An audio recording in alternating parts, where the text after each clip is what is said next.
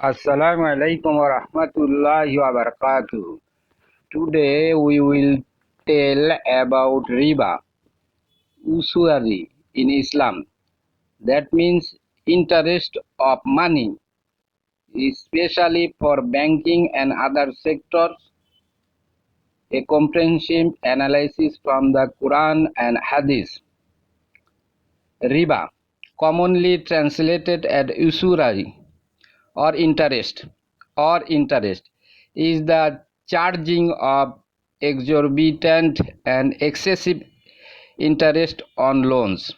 In Islam, riba is strictly prohibited, considered a major sin, and categorized as a form of exploitation and oppression. This prohibition is firmly established in both Quran and Hadith, the primary source of Islamic law. Quranic verses on riba. The Holy Quran explicitly condemned riba in several verses, highlighting its detrimental effects and emphasizing its prohibition. Surah Al-Baqarah, Ayat 275. Allah subhanahu wa ta'ala told, Allah has permitted trade but has forbidden usury, riba. Surah Al-Nisa, Ayat 161. Allah subhanahu wa ta'ala told, those who consume riba, small not rise except as he rises whom shaitan has prostrated.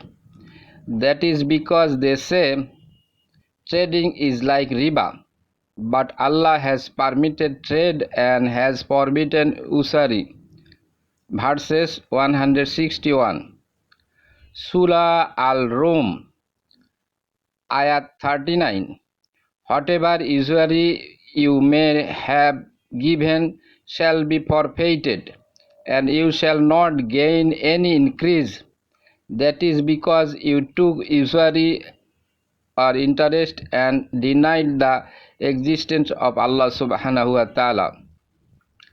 Hadith narrated on riba. The Prophet Muhammad sallallahu alaihi wasallam further reinforced the prohibition of riba through his saying and actions. Numerous hadith narrations emphasizes the severity of this sin and its detrimental consequences. Sahih al-Bukhari, Ayat Shankha Sahih al-Bukhari. The Prophet cursed the one who takes riba, the one who gives it, the one who writes it, and the one who witnesses it. Sahih Bukhari, Hadith number 2081. Sahih Muslim. These are 73 categories of riba, the worst of which is consuming the wealth of an orphan. Hadith number 1588. Sunan Abu Dawud.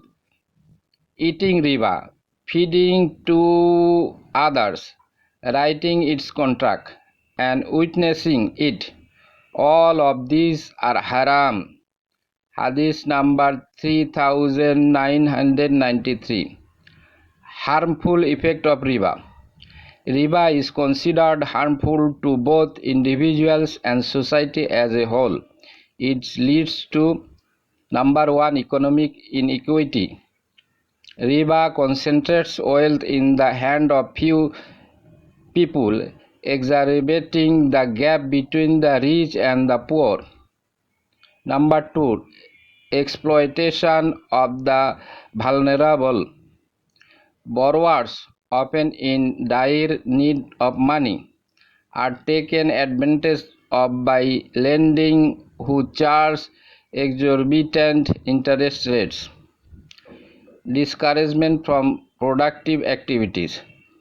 The focus on riba discourages productive investments and entrepreneurship, hindering economic growth. Moral and ethical degradation. Riba promotes greed, selfishness, and a disregard for the well-being of others. Prohibition of riba, a divine command. The prohibition of riba is not merely a social and economic principle. It is a divine command from Allah subhanahu wa ta'ala. Muslims are obliged to adhere to these injunctions, recognizing its wisdom and benefits for both individuals and society. Alternatives of riba. Islam offers several alternatives financial practices that are free from riba, such as Qarz Hasana, benevolent loan, a loan given without any interest or expectation of return, primarily for charitable purposes. Mudaraba, profit sharing partnership, an investment partnership where one party provides capital and the other manages the investment, sharing profit according to a pre-agreed ratio. Ijara, leasing, the contracts where one party leases an asset from another for a specified period and rent.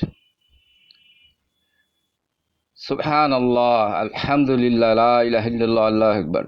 The prohibition of riba stands as a testament of Islam's commitment to justice, equity, and compassion. By adhering to this divine injunction, Muslims can foster a society free from exploitation, promotes economic prosperity, and uphold the highest ethical standard. Riba is not just a financial transaction, it represents a moral compass guiding Muslims towards a just and equitable society. By embracing riba-free alternatives, Muslims can fulfill their individual and collective responsibility to create a world based on fairness, mutual respect, and shared prosperity. Subhanallah wa bihamdihi, subhanallahil azim wa bihamdihi, astaghfirullah.